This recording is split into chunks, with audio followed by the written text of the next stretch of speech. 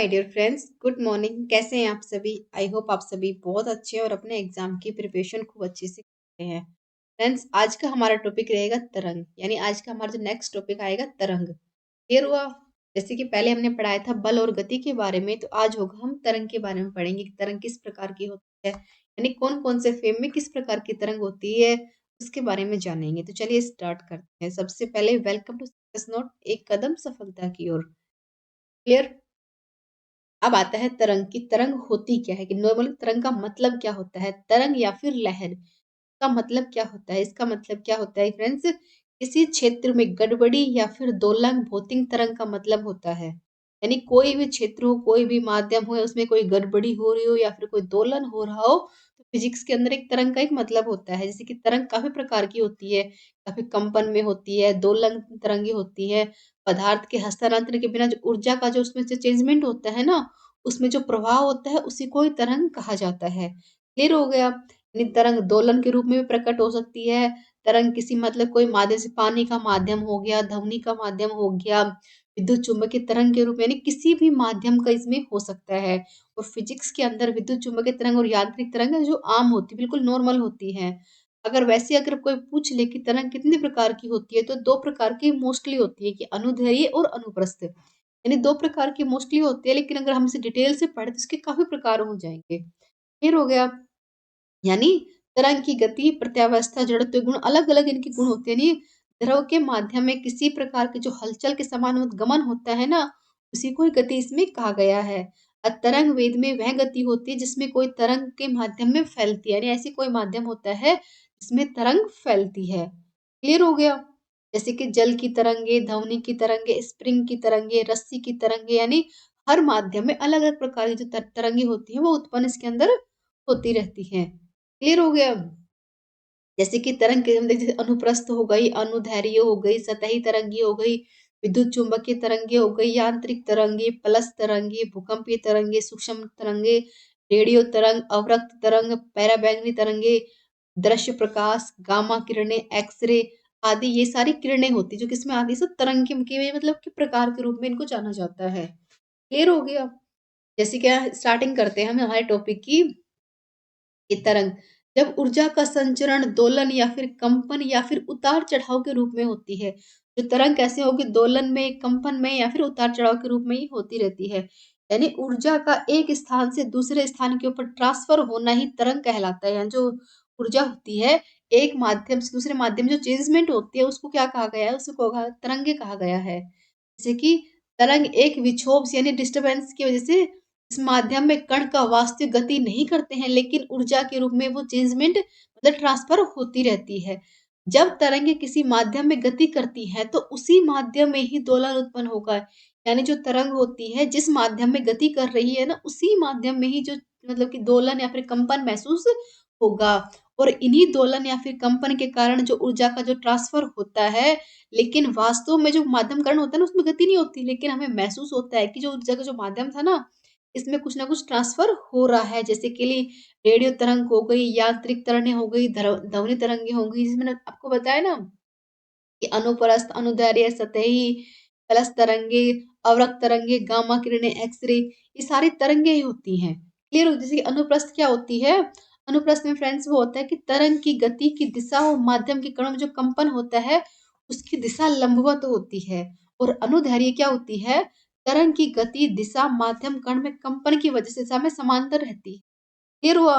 जैसे कि प्लस तरंगे क्या होती है, एक अचानक होने वाली गड़बड़ी या फिर अचानक होने वाले जो चेंजमेंट होते हैं ना, उसमें मतलब कुछ ना कुछ तरंग उत्पन्न होती है, उसको बोला जाता है प्लस तरंगे। अब आता है भूकंपीय तरंगे। अब वो क्या होती है, ये तीन प्रकार की होंगी। एक पी हो जाएगा, क्लियर, यानी पहले पी हो जाएगी, फिर इसके अंदर एस हो जाएगी, फिर इसके अंदर एल। यानी जो भूकंपीय तरंगे होती हैं वो तीन प्रकार की होती हैं। पी यानी प्राथमिक तरंग, एस यानी सेकंड तरंग, और एल यानी मतलब कि सतही तरंग, यानी जो सतही होती है ना, वो तरंग होती है एल के अंदर आ जाएगी। क्लियर हो गया?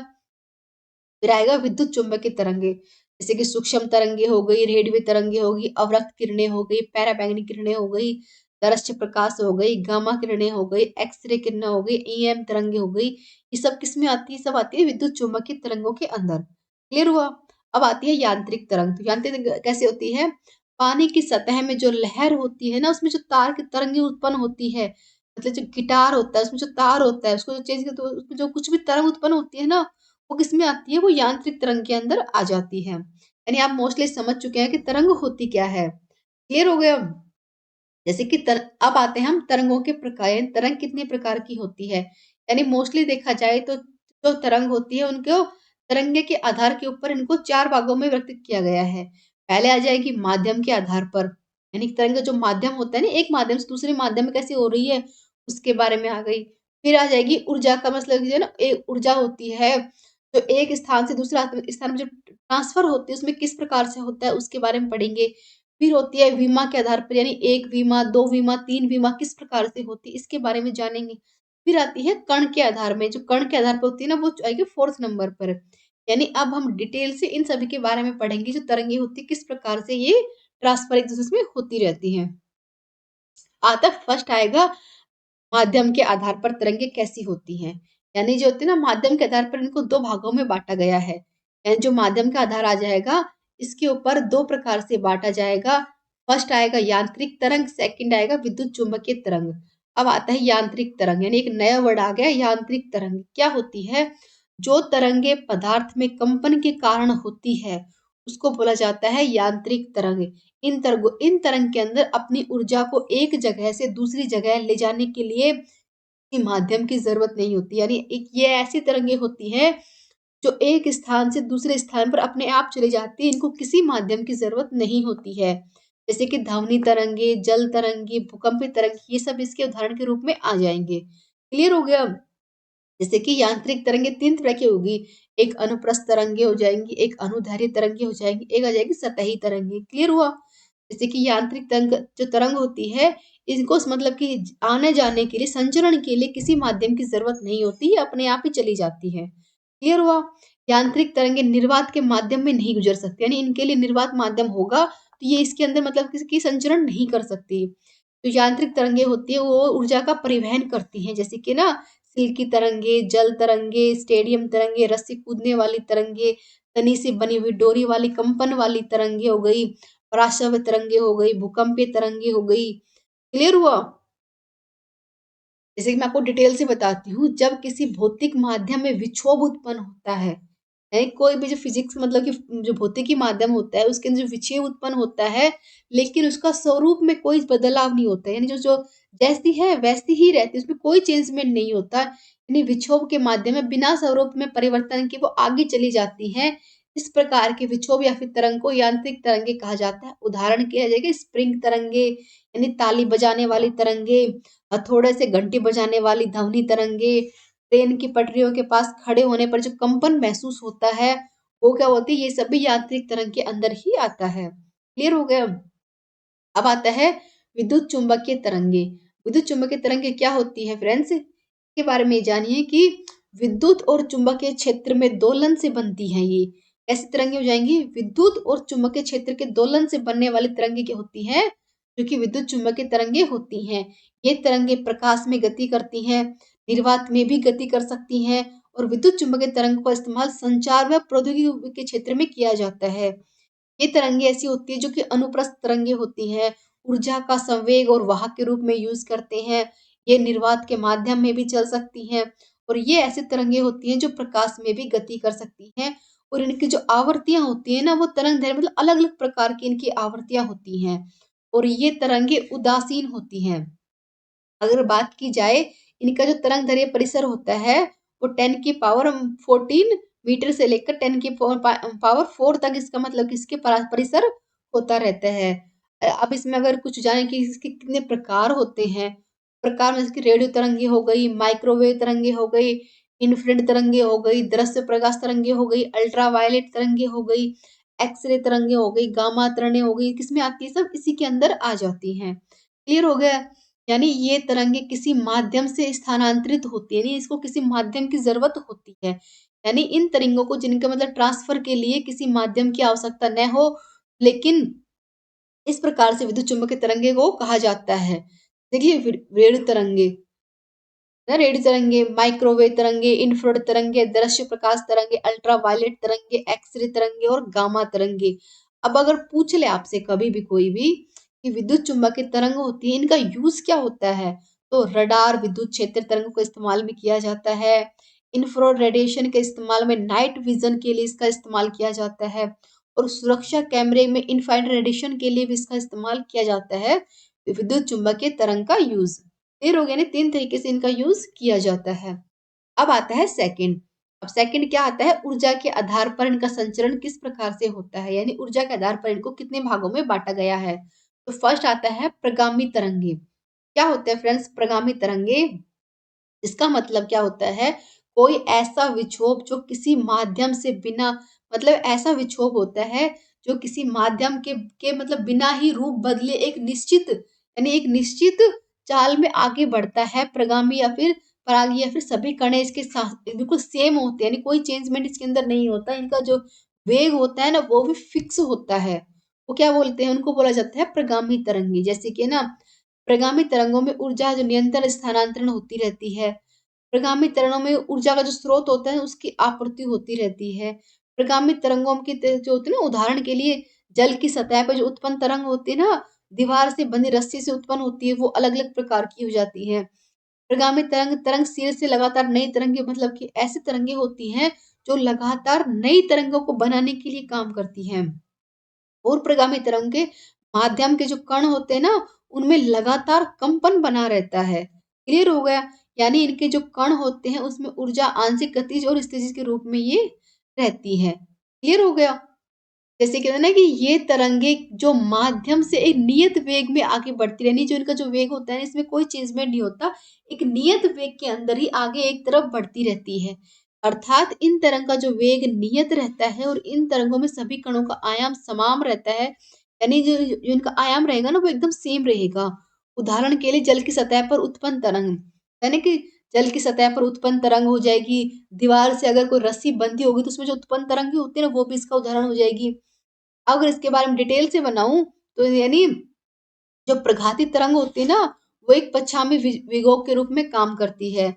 और प्रघाती तरंग किसी माध्यम में ठोस द्रव मतलब गैस प्लाज्मा हर माध्यम में गमन कर सकती है। यानी इसके मतलब गमन करने के लिए इनका मतलब कोई चेंजमेंट करना जरूरी नहीं होता, ये हर माध्यम में काम कर लेती हैं। क्लियर हो गया। अब आता है सेकंड अप्रगामी तरंगे। अप्रगामी तरंगे क्या होती है, जो कि बहुत ही मोस्ट इंपोर्टेंट है। जब दो एक जैसी तरंगे विपरीत दिशा में चलती है, यानी दो सेम तरंगे होती हैं, एक इधर जाएगी एक इधर जाएगी, तो उनके अध्यारोपण से बनी तरंग को अप्रगामी तरंग कहा जाता है। यानी आप ये समझ सकते हैं कि इसी को स्थिर तरंग के रूप में जाना जाता है। यानी ये तरंगे माध्यम में एक ही माध्यम में आगे नहीं बढ़ती, बल्कि अपने स्थान में रहकर फैलती और सिकुड़ती हैं। यानी फैलती भी हैं, पहले फैल जाएंगी फिर ही सिकुड़ जाएंगी। यानी इन जो तरंग होती हैं, इनको मतलब कि ऊर्जा का मतलब कि ट्रांसफर की कोई जरूरत नहीं होती है। इनकी उत्पत्ति के लिए माध्यम का होना बहुत जरूरी होता है। और इन तरंगों के माध्यम के लिए कुछ बिंदु सदैव विराम अवस्था में ही होते हैं। और ये जो बिंदु होते हैं ना, ये हमेशा निस्पंद होते हैं। और किन्हीं दो क्रमागत निस्पंदों के बीच बिंदु होता है, उसके अंदर इन किरणों का मतलब कि निर्माण हो जाता है। क्लियर हो गया, जैसे कि जब दो तरंग जिनका अनुप्रस्थ और अनुदैर्ध्य बराबर हो और दोनों आपस में मतलब कि विपरीत दिशा में गमन करती हैं, यानी इनका अनुप्रस्थ और अनुदैर्ध्य बराबर होगा और दोनों आपस में विपरीत दिशा की ओर गमन करती है, तो इन दोनों तरंगों का अध्यारोपण एक स्थिर तरंग की बनता है, वह ऐसा प्रतीत होता है। और इसी तरंग को प्रतीत तरंग या फिर अप्रगामी तरंग या फिर स्थिर तरंग के रूप में जाना जाता है। उदाहरण के लिए बांसुरी या फिर गिटार की तरंग, जो बांसुरी बजती है ना, यानी मतलब अलग अलग दिशा में जा रही है। गिटार होता है वो भी अलग अलग दिशा में जाकर मतलब नई तरंग भी बनाती है और अलग अलग दिशा में भी जाती है। ये जैसे कि ना जो अप्रगामी तरंग किस प्रकार से इनका निर्माण होता है, जब दो एक जैसी प्रगामी तरंग किसी मध्य माध्यम से समान चाल से विपरीत दिशाओं में चलती है, तो उनके बीच में जो अध्यारोपण होता है उससे अप्रगामी तरंग बन जाती है। जैसे कि ध्वनि तरंगे अपरिवर्तित होकर आपतित तरंग का मतलब कि व्यतिकरण करती है, और आपतित या फिर प्रत्यावर्ती तरंगों के जो संयोजन से या फिर नोड से या फिर एंटी नोड के रूप में एक स्थिर तरंग के रूप में इनका निर्माण हो जाता है। क्लियर हो गया। अब आता है नेक्स्ट। नेक्स्ट आता है विमा के आधार पर तरंगों का निर्माण किस प्रकार से होता है? फर्स्ट आएगी एक विमीय तरंग, सेकंड आएगी द्विविमीय तरंग और थर्ड आएगी त्रिविमीय तरंग। यानी एक विमीय तरंग क्या होती है? एक विमीय तरंग का मतलब होता है एक आयाम की तरंग का समीकरण। अब सिंपल समझ लीजिए कि एक आयाम की तरंग का समीकरण जो एक विमीय तरंग के समीकरण का इस्तेमाल करके एक विमीय बॉक्स में बंद कण का निर्माण करती है, तो उनको कहा जाता है एक विमीय तरंग।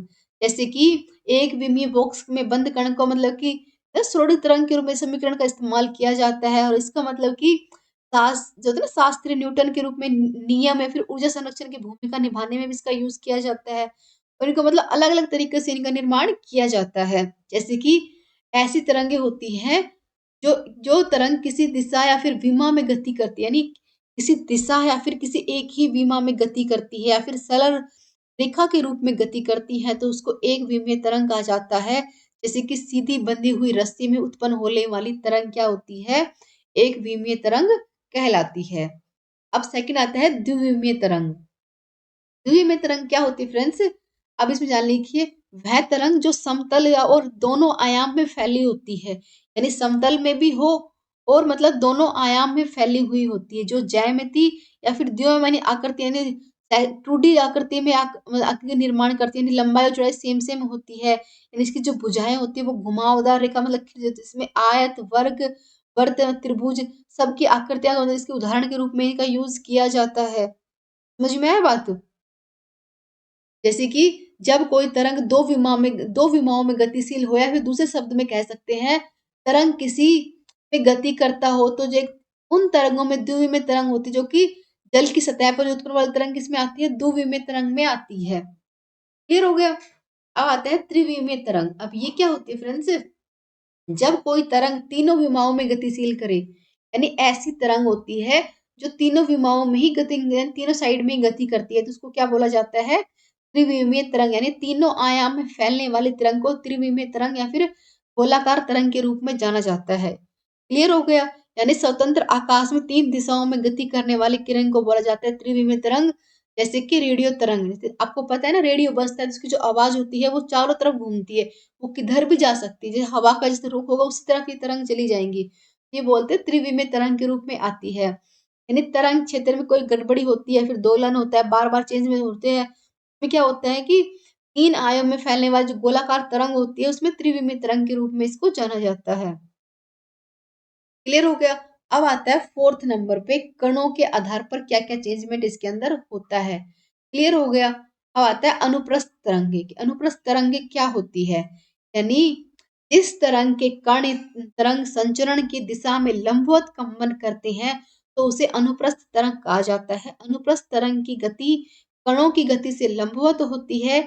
जैसे कि आप समझ सकते हैं, पानी की सतह पर बनने वाली लहर, भूकंपीय अयस्क को द्वितीय तरंग, विद्युत चुंबकीय तरंग या फिर रेडियो या फिर प्रकाश तरंगे, वायलिन सितार जैसे तनी हुई डोरियों के रूप में उत्पन्न होने वाली तरंग, ढोलक से बनी झिल्ली के रूप में थप थप की आवाज पे जो उत्पन्न होता है ना, मतलब आवाज आती है, वो वाली तरंग, यानी इस पर किसमें आती है? वो सब आती है कण के आधार पर होने वाली चेंजमेंट की आती है, यानी कि अनुप्रस्थ तरंग के अंदर वो मतलब कि गिनी जाएंगी। जैसे कि ना अनुप्रस्थ तरंग अपनी ऊर्जा संचरित करके मतलब कि कठोर माध्यम की जरूरत इनको पड़ती है, यानी इनको संचरण करने के लिए कठोर माध्यम की जरूरत होती है, क्योंकि अनुप्रस्थ तरंगे अनुदैर्घ्य तरंग से बिल्कुल अलग अलग होती हैं। जैसे कि अनुदैर्घ्य तरंग की जो गति होती है उनकी दोलन दिशा सेम होती है, और ध्वनि की एक अनुदैर्घ्य का उदाहरण इसका सेम होता है कि ना आप जैसे आवाज समझते हैं ना, आवाज हर प्रकार की अलग अलग आती है, जैसे कि ना सितार की आएगी, गिटार की, वायलिन की, ढोलक की, यानी अलग-अलग जो है ना वॉइस आती है, वॉइस का सबसे पहला उदाहरण इसमें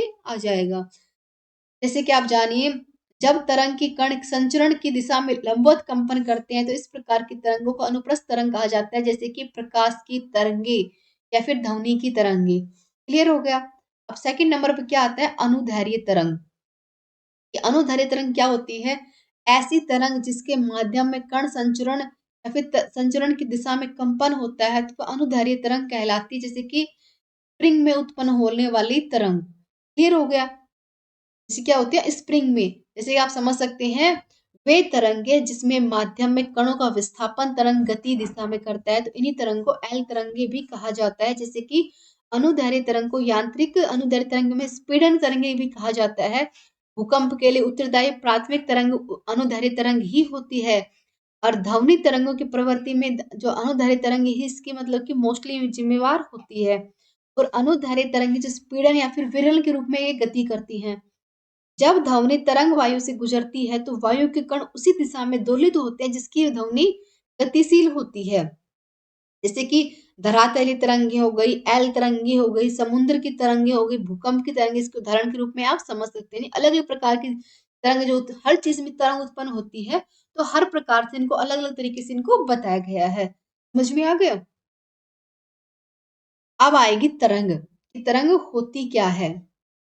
जैसे कि मैंने आपको पहले ही बताया था कि वह दूरी तरंग की गति क्या होगी कि वह दूरी किसी माध्यम से उत्पन्न वाले विक्षोभ या फिर बिना अपना रूप बदले एक माध्यम से निश्चित वेग में गति करती है। यानी उसको न किसी माध्यम की जरूरत होती है, वो सीधी अपने मतलब कि अपने वेग के साथ गति करती रहती है, अब आगे बढ़ती रहती है, तो वो क्या कहलाएगी? तरंग कहलाएगी। अब नेक्स्ट क्या जाएगा? तरंग गति। तरंग तो होगी, तरंग गति क्या होती है? तो वह दूरी जिसमें तरंग निश्चित समय में तय करती है। यानी इसमें कोई टाइम, पहले तरंग के अंदर कोई टाइम का वो नहीं था कितने टाइम में जा रही है, लेकिन इसके अंदर समय की बात हो रही है। यानी निश्चित समय के अंदर जाने वाली तरंग क्या होती है? वो गए तरंग की गति। यानी तरंग की गति प्रभावित होने वाले कारक माध्यम के गुण होते हैं, तरंग की आवर्ती होती है, तरंग दैर्घ्य यानी अलग अलग प्रकार से होती है। जैसे कि तरंग गति में ऊर्जा का हस्तांतरण एक तरीका होता है, माध्यम का एक बिंदु से दूसरे बिंदु तक मतलब कि जो चेंजमेंट होता है वो इसमें आ जाएगा। प्रत्यावस्था, जड़त्व के गुण रखने में अलग अलग मतलब जो इनमें हलचल होती है उसके आ जाएंगे।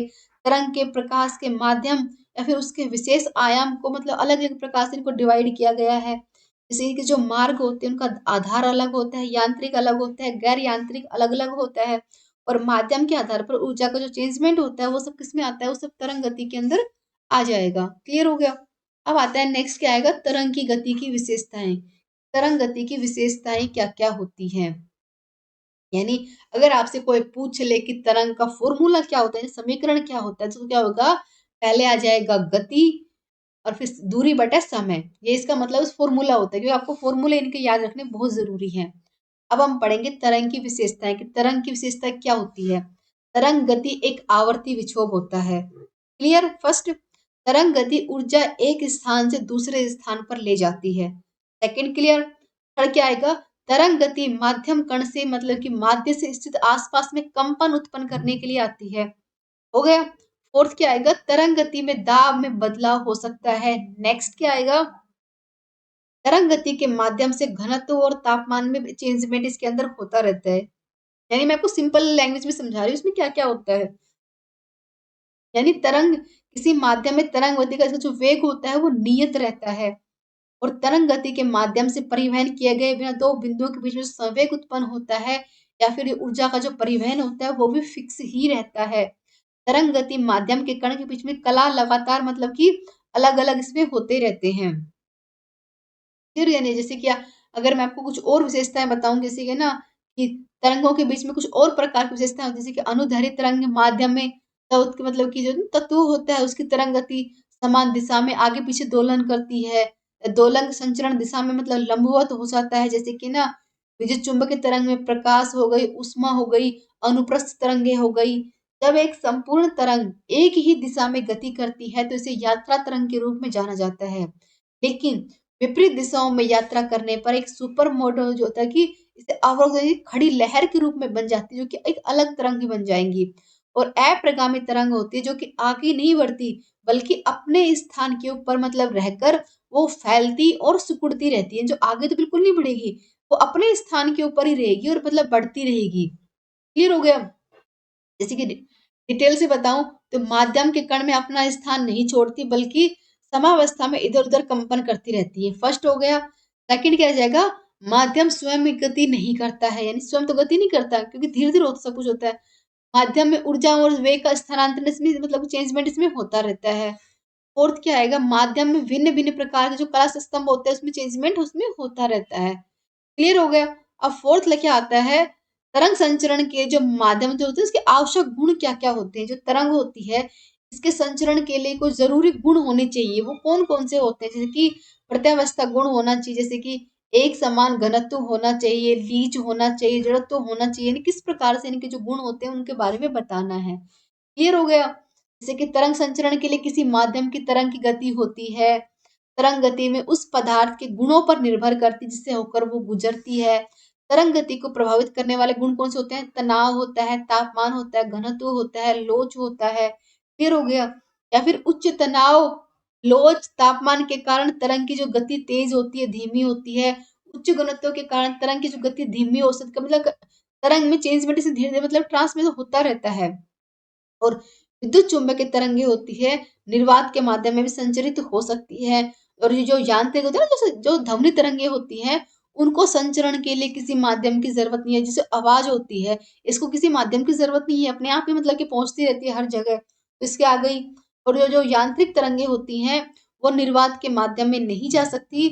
कर्ण जो तरंग होती है, उसके जो गुण होते हैं गणितीय रूप में जुड़कर तरंगों के व्यवहार के रूप में कार्य करती हैं। समझ में आ गई बात? जैसे कि आप इसके बारे में डिटेल से जाने तो माध्यम के आधार में इसमें जड़त्व गुण होना चाहिए, प्रत्यावस्था गुण इसमें होना ही चाहिए, और माध्यम में प्रतिरोध कम होना चाहिए। और माध्यम में जब कमी हलचल उत्पन्न होती है तो माध्यम में कम उत्पन्न मतलब कि जो है कंपन बहुत कम उत्पन्न होना स्टार्ट कर देता है। और माध्यम में कण अपने निकटवर्ती कणों में ऊर्जा और वेग को स्थानांतरित कर देते हैं जो कि स्वयं गति नहीं कर पाते हैं। और माध्यम के जो कण होते हैं उसमें विस्थापन क्षण भर के लिए होता है। और माध्यम में जो कण होते हैं जो सरल आवर्ती की गति करते रहती हैं। क्लियर हो गया? जैसे कि जो यांत्रिक तरंगे होती हैं वो दो प्रकार से बताई गई ना, कि अनुप्रस्थ और अनुदैर्ध्य। अनुप्रस्थ में क्या हो जाएगा फ्रेंड्स? इन तरंगों के जो कण होते हैं इनको संचरित करने की दिशा के लंबवत चले जाते हैं। ताप तरंग या फिर जल तरंग अनुप्रस्थ तरंगों के उदाहरण के रूप में यूज किए गए हैं।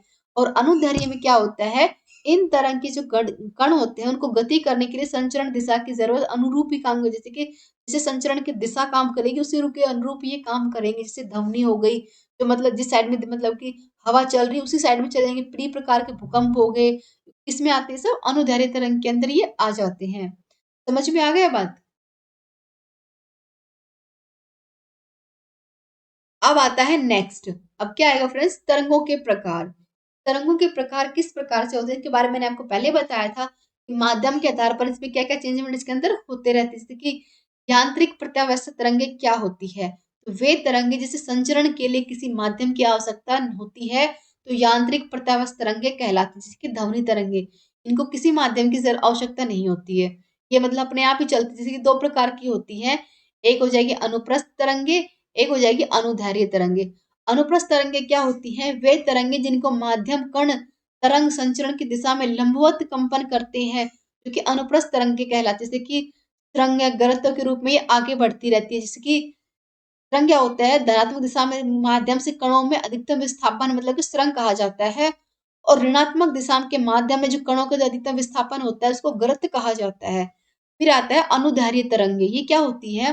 वे तरंगे जिसके माध्यम के लिए कण तरंगे संचरण दिशा में कंपन होता है जिसको क्या बोलते हैं? अनुदैर्ध्य तरंगे कहा जाता है। ये तरंगे स्पीडन और विरलन के रूप में आगे बढ़ती हैं। अब एक नया वर्ड आया है, स्पीडन और विरलन। स्पीडन क्या होता है? स्पीडन के बारे में आप ये समझ लीजिए, इसका मतलब होता है सिकुड़ना या फिर किसी चीज को दबाना। मतलब सिंपल लैंग्वेज में समझिए कि स्पीडन क्या होता है। यानी किसी मतलब कि क्या बोलती है ना, कोई भी चीज सिकुड़ रही है या फिर उसे दबाया जा रहा है इसको स्पीडन कहा जाता है। जब कोई कंपन करने वाली चीज आगे की ओर कंपन करती है तो उस समय अपने आप हवा धक्का देकर संपीड़ित कर, यानी अपने आप ही हवा धक्का मारकर उसको सिकुड़ देती है, जो कि उच्च दाब क्षेत्र बनते हैं उसको स्पीडन कहा जाता है। समझ में आई बात? जैसे कि अनुदैर्ध्य तरंग होती है उस क्षेत्र में स्पीडन कहते हैं जहां पर माध्यम कण किसी की सामान्य स्थिति से लेकर आसपास अलग अलग क्षेत्र में मतलब घनत्व होता है, ज्यादा दाब होता है, अलग अलग प्रकार से कार्य करते हैं। क्लियर हो गया? जैसे कि जब माध्यम कण एक दूसरे से मतलब कि बहुत पास आ जाते हैं तो स्थिति में मतलब वो अपने आप ही सिकुड़ने लग जाती है। इसको क्या बोलते हैं? स्पीडन कहा जाता है। कि स्थिति के माध्यम से आयतन, न्यूनतम और घनत्व में अधिकतम दाब होने लगता है जो कि अलग अलग प्रकार से होता है। उसका इसका जो फॉर्मूला क्या होता है? पी यानी पी का मतलब क्या हो जाएगा? जो मैंने आपको कल भी बताया, थोड़ा आज फिर बताऊंगी, बताइए। वेग हो जाएगा, एम का मतलब द्रव्यमान हो जाएगा और पी का मतलब इसमें वेग हो जाएगा। और एफ यहाँ पर बल का मतलब कि रूप में इसको बताया गया है। क्लियर हो गया। अब आते हैं नेक्स्ट कि विरलन, कि विरलन क्या होता है।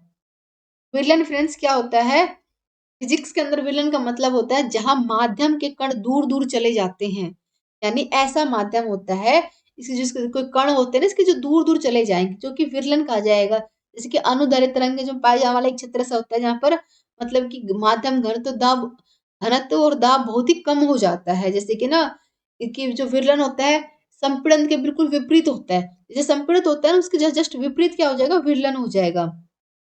संपीड़न क्षेत्र में जो कण होते हैं ना वो पास पास आके सिकुड़ जाते हैं, लेकिन जो विरलन होता है इसमें दूर दूर चले जाके खुल जाते हैं। आप इसे समझ सकते हैं। जैसे ध्वनि विरलन के रूप में फैलाव के रूप में काम करती है।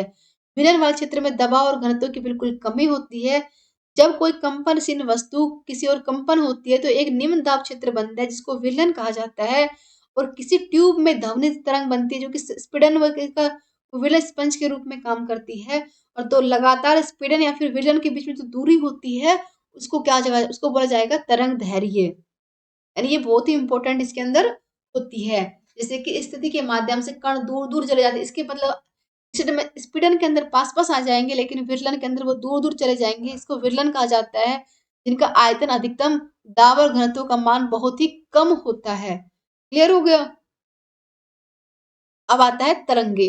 तरंगे को किस मतलब प्रकार से बांटा गया है। जैसे कि तरंग ऊर्जा के एक स्थान से दूसरे स्थान के ऊपर ट्रांसफर होती रहती है, जो कि मुख्य दो प्रकार की होती है। फर्स्ट आएगी यांत्रिक और फिर आएगी अयांत्रिक। क्लियर हो गया। यांत्रिक तरंगे कितने प्रकार की होती है, दो प्रकार की होती है। जैसे मैंने को पहले ही बताया था कि जो यांत्रिक तरंगे होती है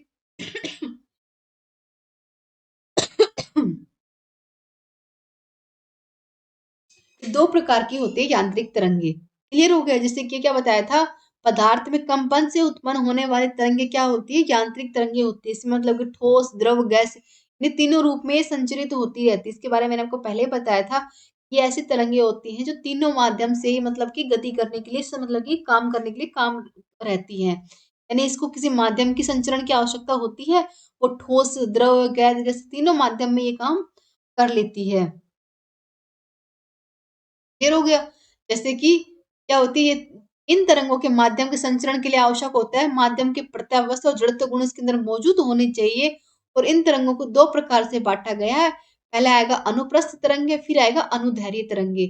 अनुप्रस्थ तरंगे क्या होती है फ्रेंड्स, जब किसी माध्यम की तरंग गति की दिशा के माध्यम में कणों में कंपन करने की दिशा में लंबवत होती है तो इस प्रकार की तरंगों को अनुप्रस्थ तरंगे कहा जाता है। इसमें क्या होता है अनुप्रस्थ तरंगे केवल ठोस के माध्यम और द्रव के ऊपरी क्षेत्र में काम उत्पन्न कर सकती हैं, लेकिन द्रव के भीतर अनुप्रस्थ तरंगे कदम उत्पन्न नहीं हो सकती, क्योंकि ये मतलब कि ठोस माध्यम में और द्रव के केवल ऊपरी सतह के ऊपर कंपन के रूप में काम कर सकती है, लेकिन गैस के माध्यम में ये कार्य नहीं कर सकती, यानी संचरित नहीं हो सकती।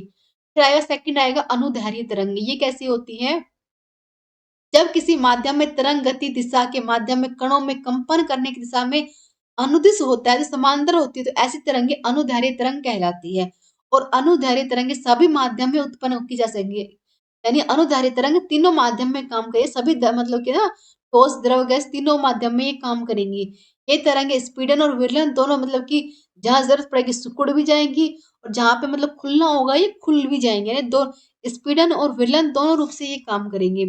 तो स्पीडन वाले मतलब के माध्यम में दाब और घनत्व अधिक होता है तो वैसे काम करेंगी, और विरलन वाले स्थान के ऊपर दाब और घनत्व कम हो जाएगा तो वे वहां वैसे काम करेंगे।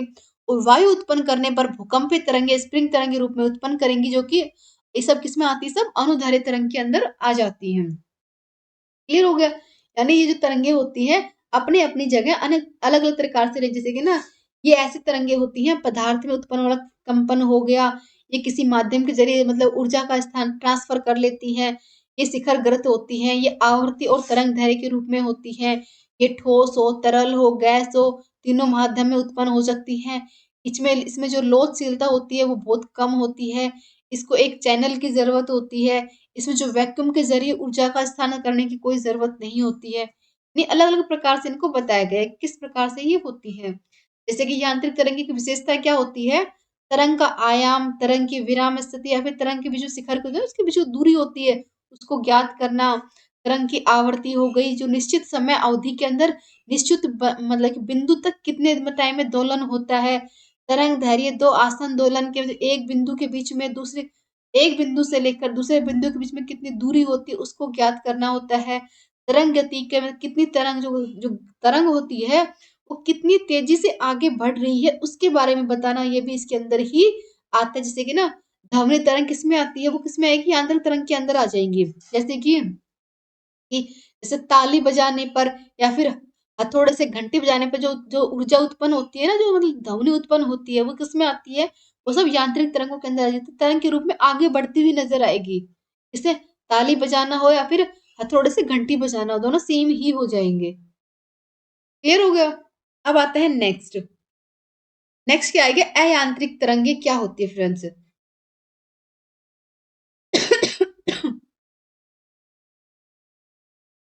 अयांत्रिक तरंगे या फिर विद्युत चुंबकीय तरंगे क्या होती है फ्रेंड्स, कि विद्युत चुंबकीय तरंगे कैसी होती है, जबकि यांत्रिक तरंगे मतलब कि इनको मतलब कि किसी माध्यम में फैलने की जरूरत होती है, इनको माध्यम की बहुत ज्यादा जरूरत होती है। जैसे कि ये तरंगे अतिरिक्त अन्य प्रकार की तरंगों से अलग होती है जिसके लिए संचरण के लिए माध्यम की आवश्यकता नहीं होती, जैसे कि ये निर्वात या फिर सर्वात दोनों में ही काम करती है, जो कि अयांत्रिक या फिर विद्युत चुंबकीय तरंगे कहलाती है, जैसे कि प्रकाश तरंगे हो गई, रेडियो तरंगे होगी, गृत तरंगे हो गई।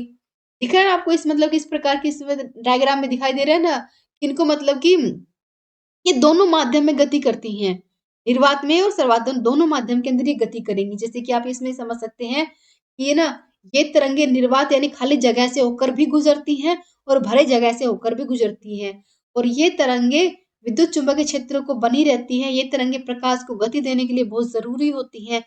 ये तरंगे अवशोषित कणों में कंपन पैदा करने के लिए जरूरी होती हैं, और ये तरंगे उसमें प्रभाव को दिखाने के काम कर, जैसे कि रेडियो तरंगे हो गई, माइक्रोवेव हो गई, अवरत तरंगे हो गई, दृश्य तरंगे हो गई, प्रकाश मतलब जो पता है ना पैराबैंगनी प्रकाश होता है वो हो गई, एक्सरे हो गई, गामा किरणें किसमें आते हैं, सब इसी में आते हैं।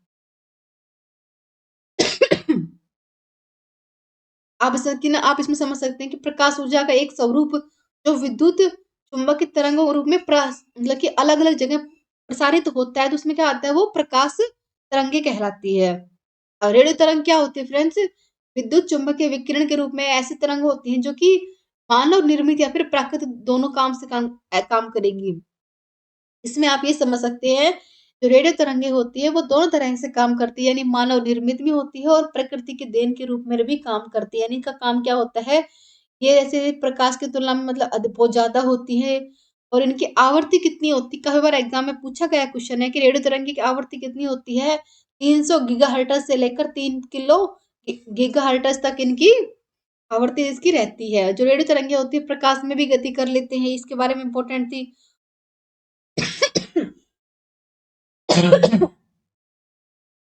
नेक्स्ट क्या आ जाएगा फ्रेंड्स, ये आ जाएगा विद्युत चुंबकीय तरंगे। ये क्या होती है फ्रेंड्स, जिन तरंगों के विद्युत या फिर चुंबकीय क्षेत्र दोनों घटक होते हैं जिनको क्या बोला जाता है, उनको बोला जाएगा चुंबकीय तरंगे। यानी ऐसी तरंगे होती हैं जो कि वास्तु पदार्थ में कंपन नहीं होता लेकिन हमें महसूस होता है कि इनमें कंपन होता है। ये तरंगे विद्युत या फिर चुंबकीय क्षेत्र के उतार चढ़ाव जैसी होती हैं। दिख रहा है ना आपको, कभी ऊपर जा रही कभी नीचे जा रही, इस प्रकार से होती है। ये ऐसी तरंगे होती हैं जो प्रकाश में भी गति कर सकती है, और ये तरंगे तब तक बनी रहती है जब तक अवशोषित कण या फिर इलेक्ट्रॉन कंपन करते हैं। यानी ये तरंगे जो स्रोत से बाहर निकलकर मतलब अपने अपनी दिशा के अंदर लंबवत तरीके से काम करेंगी। अब इसमें एक वर्ड आया था माइक्रोवेव। माइक्रोवेव क्या होता है, विद्युत चुंबकीय तरंगे जिनकी तरंग दैर्घ्य 1 मिलीमीटर से लेकर 1 मीटर के बीच होती है, और इनकी आवृत्ति 300 मेगा हर्ट्ज से लेकर 300 गीगा हर्ट्ज के बीच इसकी मतलब आवृत्ति होती है, किसकी, माइक्रोवेव की। और माइक्रोवेव का इस्तेमाल क्या होता है, रडार, ट्रांसमिशन टावर के लिए, माइक्रोवेव ओवन आदि के लिए इसका इस्तेमाल किया जाता है। अब गामा किरणें क्या होती हैं, एक तरह के विकिरण ऐसे विद्युत चुम्बकीय तरंग होती हैं जो कि यानी किसी की तरंग के माध्यम से मतलब बहुत कम तरंग दैर्घ्य वाले से मतलब लेकर बहुत ज्यादा तक इसका मतलब आवृत्ति होती है। यानी इसके अंदर जो अल्फा बीटा कण होते हैं वो किसमें आते हैं, वो सब गामा किरणों के अंदर ही आते हैं। ये मतलब कि दोनों माध्यम में गति करती है, प्रकाश में भी और ऊर्जा के माध्यम में भी। क्लियर हो गया। यानी अब हमारा टॉपिक आज यहीं कंप्लीट होता है। इसके बाद ही मैं आपको एक इम्पोर्टेंट बात और बताती हूँ।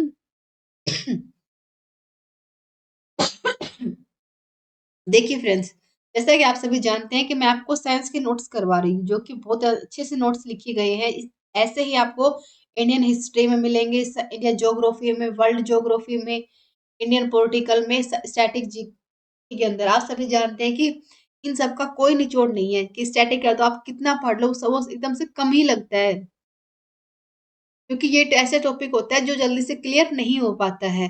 तो आपको इसके लिए क्या करना होगा, तो चाहे कि आप बिगनर हो, फ्रेशनर हो, तो इसकी कोई टेंशन नहीं है कि अगर आपका कोई सब्जेक्ट वीक हो तो आप उसके लिए भी इसको पढ़ सकते हैं। तो आपको क्या करना होगा, इसी वीडियो के लिंक के अंदर आपको इसका मतलब कि लिंक मिलेगा, वहां से आपको इसको डाउनलोड करना होगा। कुछ डाउट होता है, कोई सवाल करने हैं कि हमें मतलब कि कौन सा लें, कौन सा नहीं लें, कैसा मिलेगा, डेमो क्लास चाहिए तो आप उसको, वो भी आपके लिए मतलब कि दी जाएगी।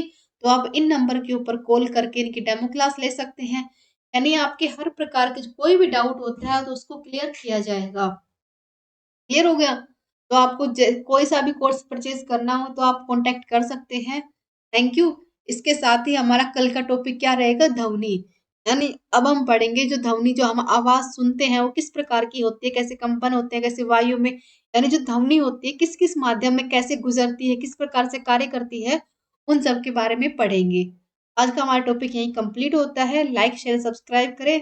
Thank you. एंड इसके साथ ही ई बुक को परचेज करने की कोशिश करें। डाउट होता है तो इन नंबर पे कॉल करें और अपने सारे डाउट होते हैं उनको क्लियर करें।